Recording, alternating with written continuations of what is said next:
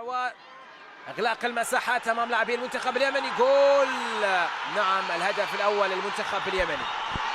المنتخب اليمني يتقدم في التاريخ إلى النهائي، يسجل أول أهداف في هذه اللحظات على حساب منتخبنا الوطني. التقدم بمتابعة وخطأ دفاعي بعد تقدم حارس المرمى، يسجل المنتخب اليمني أول أهداف. نعم، فرحة يمنية في المدرجات. معلش، خطأ لدفاعات منتخبنا الوطني. هذا أخطر لاعبي المنتخب اليمني، تحدث عن عادل القاسم، هداف غاب في المباراة الماضية.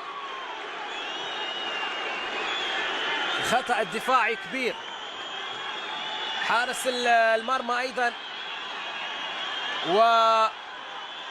وتمركز لاعبي منتخب اليمن. معليش، إن شاء الله منتخبنا الوطني قادر على العودة، قادر على تصحيح المسار، قادر أن يتواجد في المباراة النهائية بإذن الله تعالى. معليش، هدف يأتي بهذا التوقيت خير من أن لا يأتي في أوقات متأخرة من شوط المباراة الثاني.